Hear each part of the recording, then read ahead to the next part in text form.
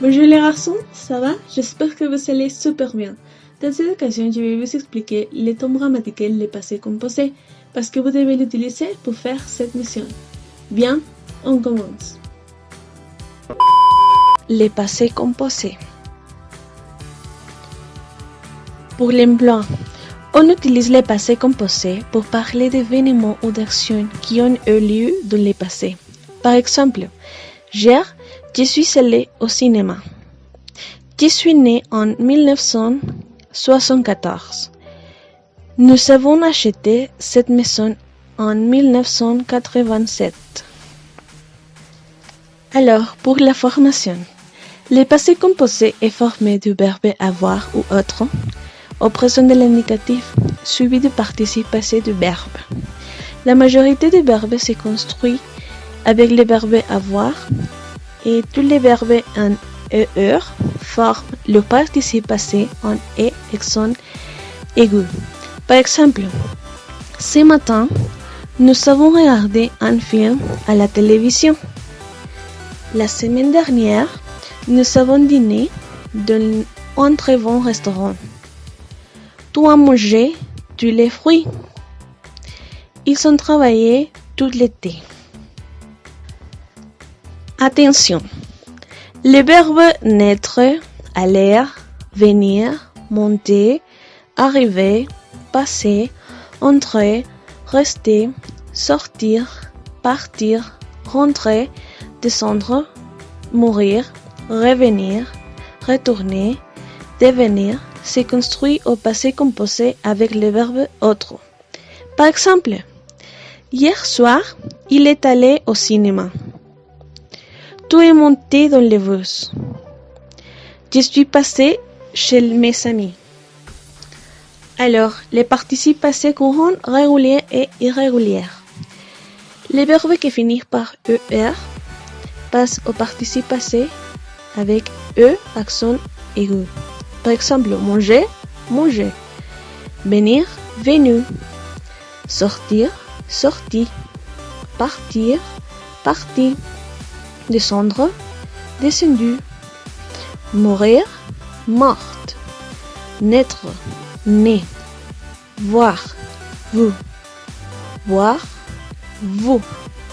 Pouvoir, pu.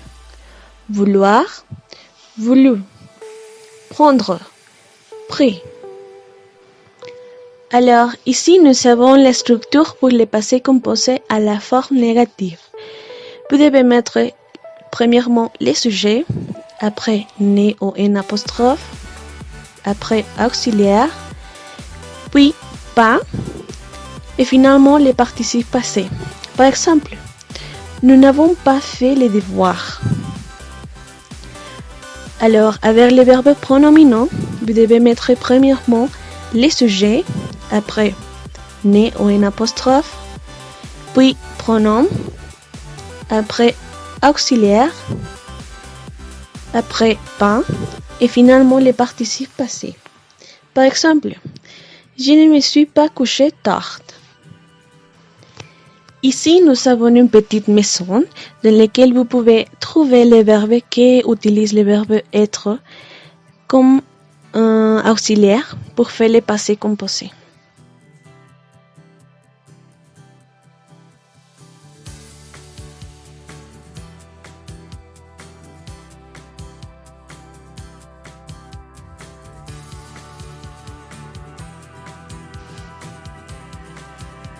Le centre cérémonial Otomi a été construit en 1978 et inauguré en 1980, avec le soutien de l'ancien président José López Portillo et de l'ancien gouverneur de l'État de México, Jorge Jiménez Cantú.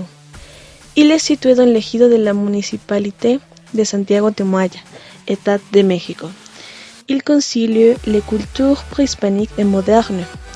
Nous pouvons dire que c'est le résultat d'une longue gestion de l'ethnie Otomi, qui réclamait un espace pour exprimer, et quoi de mieux qu'avec un centre majestueux qui nous remonte jusqu'à aujourd'hui les origines et l'héritage de la culture Otomi. Le temple Otomi a été conçu pour offrir aux indigènes de la région un son pour des cérémonies et des rituels religieux.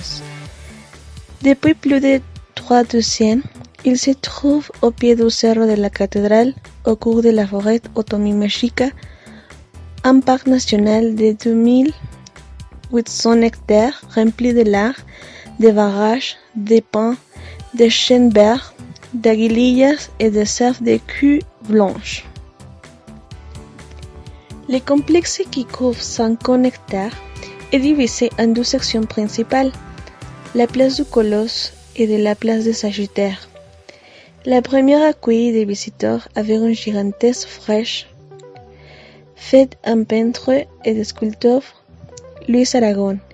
Il s'agit de l'œuvre d'Amishi, une représentation du nahuatl du jaguar, réalisée avec des pierres naturelles de différentes tonalités.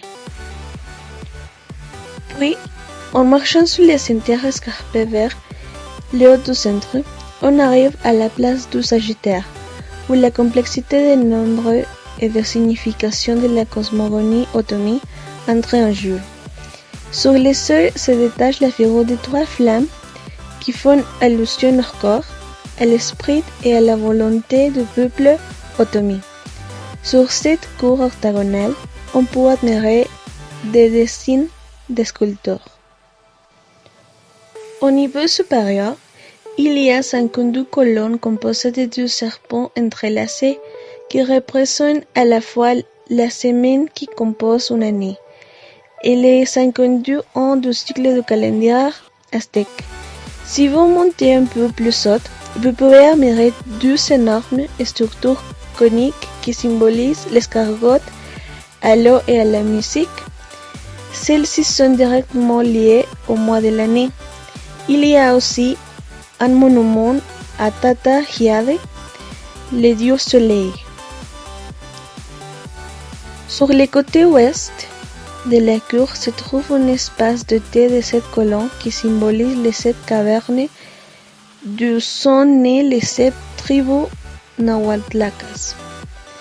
En 820, le numéro 7 pour couronner les tours correspond également aux couleurs arc-en-ciel, au jour de la semaine et aux notes musicales. Il convient de souligner que tous les sons du centre cérémonial Otomi sont reliés par les chemins et des escaliers. En fait, en parcourant le complexe, on peut percevoir de nombreux éléments d'architecture préhispanique dans tous les coins. On peut les voir par exemple dans le grand nombre de places, de structures en forme de talus et dans les 365 escaliers larges que possède le centre cérémonial Otomi. Sur la place cérémonielle, les anciens et les autorités religieuses traditionnelles de la communauté réalisent des cérémonies ancestrales et des rituels sacrés chaque premier ou deuxième dimanche du mois, en prétendant honorer les 4 éléments naturels, eau, feu, terre et air, ainsi que certains de leurs dieux qui ont été façonnés dans chaque fondation du lieu. Mais ces installations ne se limitent pas aux cérémonies religieuses ou civiques du peuple Otomi, puisque la population en général a également la possibilité d'en profiter comme centre de loisirs, camp et d'entraînement sportif de haute performance. Se trouvant à 3200 mètres au-dessus du niveau de la mer, ce qui aide et favorise les sportifs dans leur performance. En plus de sa mission de préserver et de protéger les traditions spirituelles des communautés Otomi, ce parc est également un excellent choix pour une escapade d'une journée. En plus de parcourir son imposante architecture, vous pouvez promener dans la forêt voisine, faire un pique-nique, visiter le musée de la culture Otomi ou acheter de l'artisanat indigène. Le site est à 37 km de Toluca et à 70 km de Mexico. Pour arriver, il faut emprunter une petite route avec de nombreux virages.